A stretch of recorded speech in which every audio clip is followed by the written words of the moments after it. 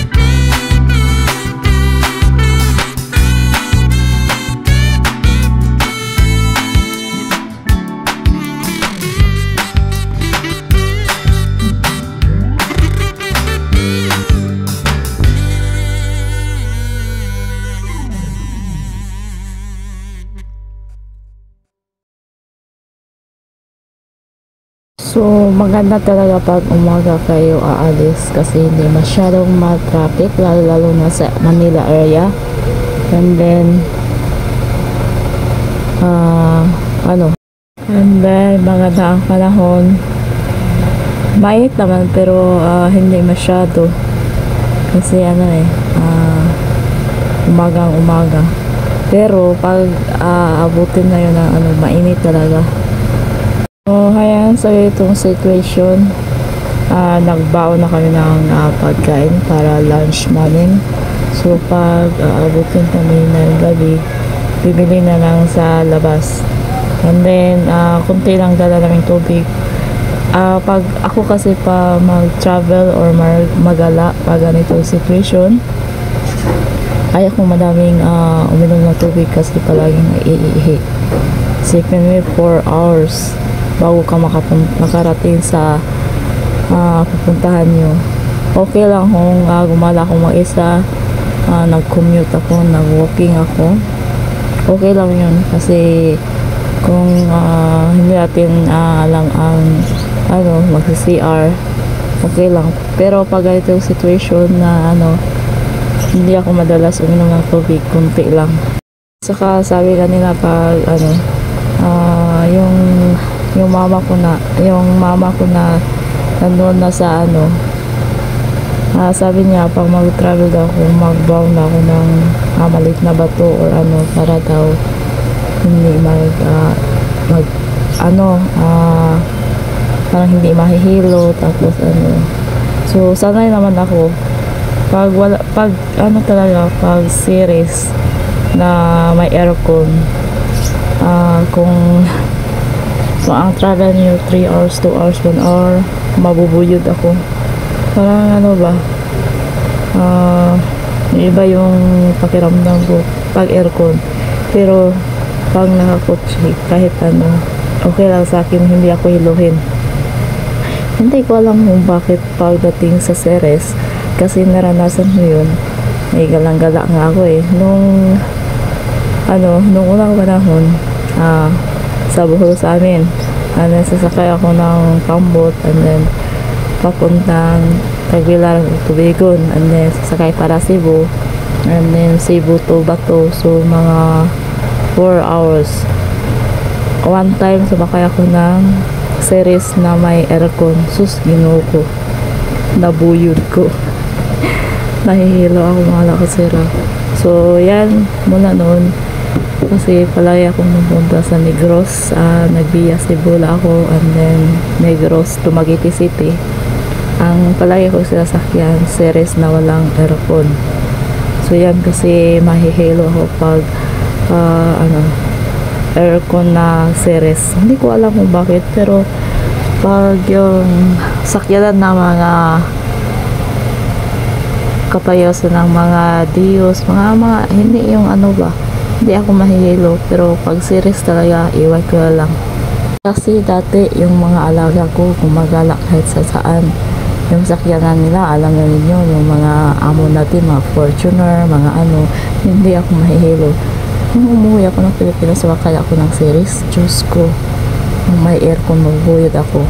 At isa pa, pang magsakay ako ng sakyanan, ayaw ko na matulog kasi nahihilo din ako.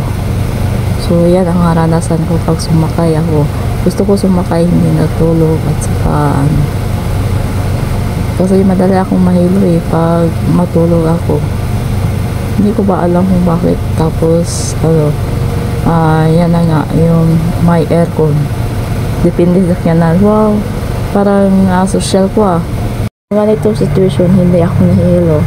Ang sa akin lang, yung kinabukasan, ang sakit ng puwet ko. Kasi 3 kami, nasa gitna ako, tapos hindi na pwedeng, okay lang kung 2 kayo, tapos kung anong posisyon ang upuan pag upo mo. Ngayon 3 sila, isang driver, sa gitna ako, tapos sa kabila parang lang, masakit talaga sa pagpulit. Pag sa motor naman, masakit yung bagtak ko. So matagal na din hindi kami yung the other week nag-road trip kami, yung Manila area lang, okay lang naman, pero hindi pa kami nakabalik ng Cavite. Pero iwan mo lang. So ayan mga lakasira, ang ganda ng situation ng ating paglalakbay, hindi masyadong mag-traffic.